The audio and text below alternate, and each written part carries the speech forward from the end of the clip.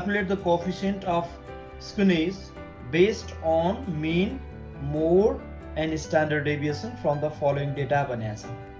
mean, mode र standard deviation मा based गरेको फर्मुला भनेको कार्ल पर्सन्स फर्मुला नै हो र कार्ल पर्सन्स फर्मुला युज गरेर हामीले के गर्नुपर्ने छ कोएफिसिएन्ट अफ स्क्युनेस पत्ता लगाउनु पर्ने छ। त्यसको लागि म यहाँनिर थोरै ठाउँमा यहाँनिर यो Karl Pearson's coefficient of skewness को फर्मुला के हो त म यहाँ लेख्छु SKP को formula mean minus mode upon standard deviation है। यो फर्मुला यति फर्मुलाको आधारमा हामीले अब के क्याल्कुलेसन गर्नुपर्छ त भन्ने कुरा हामीले यही फर्मुलाबाट बुझौँ है। यही अनुसार के चाहिन्छ त्यही अनुसारको क्याल्कुलेसन गर्ने हो। मिन चाहिन्छ, मोड चाहिन्छ र स्ट्यान्डर्ड डेभिएसन चाहिन्छ। अब मिन, मोड र स्ट्यान्डर्ड डेभिएसनको लागि अब हामीले थप यसमा कलमहरु के बनाउनु पर्छ। मिन भन्ने बित्तिकै हामीलाई x चाहिन्छ, स्ट्यान्डर्ड डेभिएसन भन्ने बित्तिकै x चाहिन्छ। x चाहिने भयो भनेदेखि हामीले कन्टिन्युअस सिरिजमा पनि के गर्नुपर्ने हुन्छ मिड भ्यालु निकाल्नु पर्ने हुन्छ। ल मिड भ्यालु लेखौं फर्स्टमा मिड भ्यालु x एउटा यो चाहिन्छ। मिड भ्यालु कति हुन्छ हेर त यो 5 20 10 + 20/2 गर्ने हो भने 15 25 35 45 55 र 65 भयो। यो मिड भ्यालु आयो। त्यसपछि यो फ्रिक्वेन्सी f हो। फ्रिक्वेन्सी f छ भने अब हामीलाई मिन को लागि चाहिने भनेको के हो एउटा fx चाहिन्छ f * x। त्यसपछि स्ट्यान्डर्ड डेभिएसन छ, स्ट्यान्डर्ड डेभिएसन को लागि चाहिँ fx² चाहिन्छ भने मोड को लागि हामीलाई क्लास र त्यसपछि फ्रिक्वेन्सी भयो भने पुग्छ। अरु एक्स्ट्रा कलमहरु मोड को लागि चाहिँ एक्स्ट्रा कलमहरु केही पनि चाहिदैन है। यही भ्यालु जति आएको छ टेबल जसरी दिएको छ त्यही टेबलबाट मोड फाइन्ड गर्न सकिन्छ। ल अब fx यो fx किन गर्नु पर्यो भने x बार इक्वल टु के हुन्छ समेसन fx/n हुन्छ है। यसकै लागि हो भने यो fx² किन गर्नु पर्यो भने सिग्मा इक्वल टु फर्मुला के छ summation fx² n - summation fx/n whole square हुन्छ। त्यही फर्मुलामा राख्नको लागि हामीले के गर्नु परेको हो fx र fx² चाहिएको। ल अब f * x गरेर यतापट्टि राख त भ्यालुहरु कति हुन्छ मलाई भन। त्यसपछि यसको टोटलिङ पनि गर। यो समेसन f हुन्छ, f भनेको n हुन्छ। यो f को टोटल गर्दाखेरि यो कति आउँछ। त्यसपछि समेसन fx कति आउँछ अनि समेसन fx² कति आउँछ मलाई यो भ्यालुहरु भन त। त्यसपछि म उतापट्टि फर्मुला युज गर्छु। पहिला सुरुमा मिन, स्ट्यान्डर्ड डेभिएसन र मोड को लागि क्याल्कुलेसन गर्छु म छुट्टा छुट्टै अनि यसमा ल्याएर भ्यालु राखिदिएपछि फाइनली कोएफिसिएन्ट अफ स्क्युनेस आइहाल्यो। त 7 * 5 35 भयो। यो 225 हुन्छ। यो 625 भयो। यो कति हुन्छ मल्टिप्लाई गर त 1750 अनि 1350 अनि 500 अनि 195 कति 195 95 है। ल ठीक छ। अब समेसन fx आइसकेको छैन होला है। यो fx² कसरी गर्ने रे यो सर fx लाई फेरि x सँग मल्टिप्लाई गर्दिएन हो। fx * x गरेर fx² आउँछ है। यसको होल स्क्वायर चाहिँ नगर कहिले पनि फेरि 730 730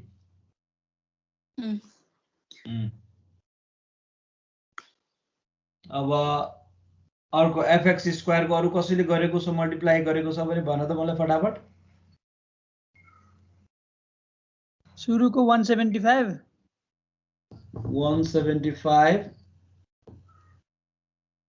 3375 3375 15625 15625 6125 हाँ 6125 यो Next 1750 multiplied by 35. 61250 0 होला नि 60750. यस्तो हो सर हजुर, अ 60750. 60750 30250. 30250 12675. 12675 ल अब यो टोटल गरेर त कति आउँछ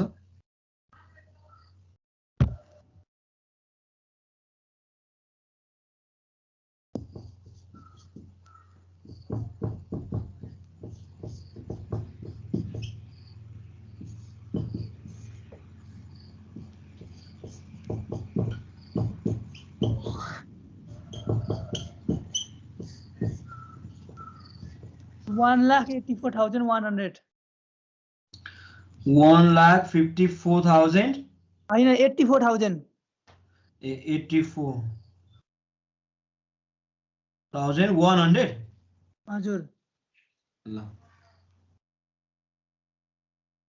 राखिदिउँ समेसन fx चाहिँ 4730 डिभाइड बाइ यो n को भ्यालु चाहिँ कति आएको छ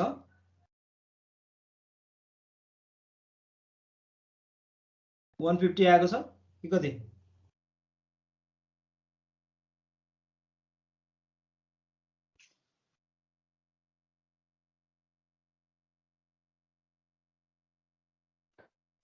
कि 140 140 हो सर 140 140 ल डिभाइड गर यसले मिन दिन्छ त्यसपछि यसमा पनि भ्यालु राखौं अब summation fx square 184,100 divide by 140 minus 4730 divided by 140 whole square. यसलाई सिम्प्लिफाई गर माथिको सिम्प्लिफाई गर कति कति आउँछ त्यसपछि हामी मोड फाइन्ड गर्न पर्छ यसपछि है मीन आयो 33.78 33.78 सिग्मा कति आयो 13.17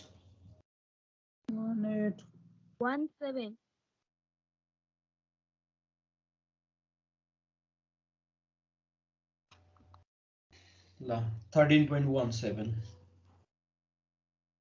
ल यही फर्मुला मैले अहिलेसम्म मिन र स्ट्यान्डर्ड डेभिएसनको यो दुईटा फर्मुला युज गरेँ मैले यसलाई मेटाइदिएँ अब है अब हामीले युज गर्ने भनेको एसकेपी को mean minus mode by sigma को लागि चाहिने अर्को मोड चाहिने छ त्यही भएर मोड कति हुन्छ त्यो मोड फाइन्ड गर्छौं अब है model class is model class कुन हो हेर त हाईएस्ट फ्रिक्वेन्सी भनेको 50 छ 50 सँग करेस्पोन्डिङ क्लास कति रहेछ 30 to 40 रहेछ 30 to 40 अब मोड को लागि फर्मुला के छ हामीलाई थाहा छ मोड इक्वल टु l प्लस के छ फर्मुला भन त त्यो सर्टकट वाला फर्मुला भने पनि हुन्छ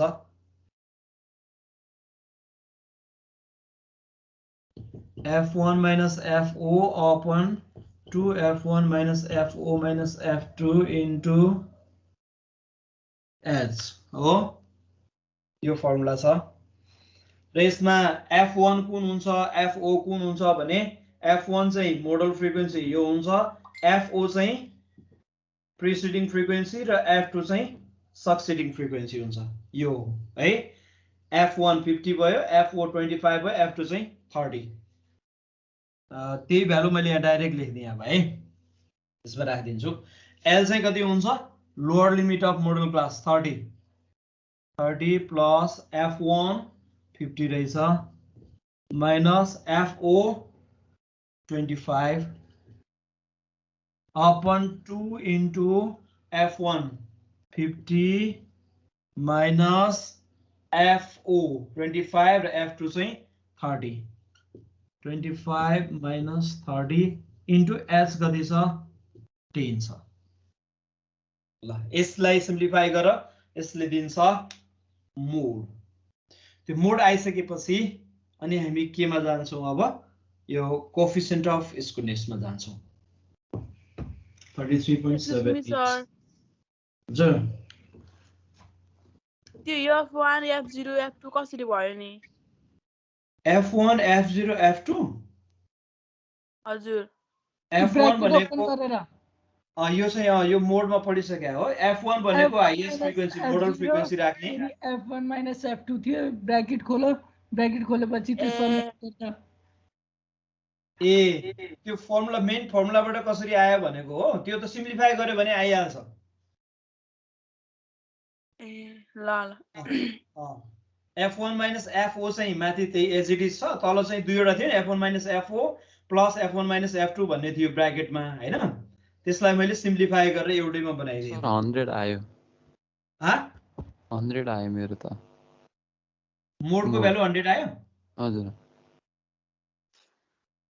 होइन सर 35.55 आउँछ नआउनु पर्ने 100 चाहिँ आउँदैन है 100 आउँदैन किनभने 70 सम्म मात्रै चाहिँ यही बीचमा पर्नुपर्छ 30 देखि 40 को बीचमा पर्नुपर्छ किनभने मोड चाहिँ 30 देखि 40 को बीचमा पर्छ भनेको छ त मोडल क्लास चाहिँ 30 to 40 हो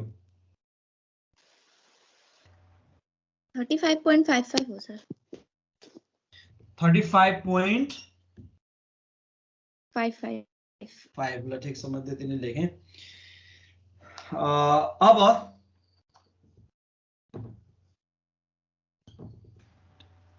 using formula SKP is equal to mean minus mode by standard deviation mean कति आएको थियो र 33 points कति आएको थियो र त 33.78 78 minus mode चाहिँ 35.55 भने हैन दुईटै लेख्दिएँ ल मैले यसलाई पनि डिभाइड बाइ अनि सिग्मा स्ट्यान्डर्ड डेभिएसन कति थियो 13.17 ल अब यसलाई सिम्प्लिफाई गरेर त कति आउँछ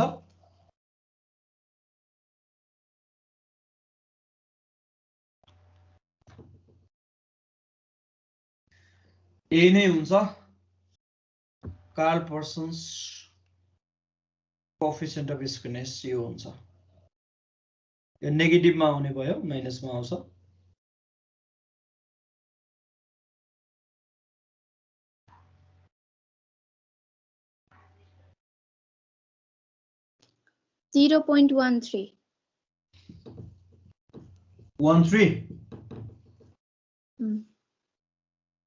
ल अब हेर है 0.13 आइसकेपछि यसलाई इन्टरप्रिटेसन पनि गरौँ रिजल्टलाई इन्टरप्रिटेसन गरौँ इन्टरप्रिटेसन गर्ने भनेको मतलब टाइप अफ डिस्ट्रिब्युसन छुट्याउनु पर्यो के अहिले हेर त भ्यालु नेगेटिभ आएको छ भनेको मतलब यो डिस्ट्रिब्युसन कुन डिरेक्सनमा स्क्युड भएको छ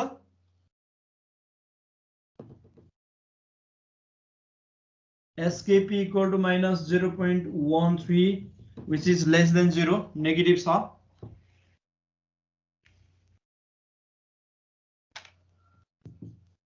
the distribution is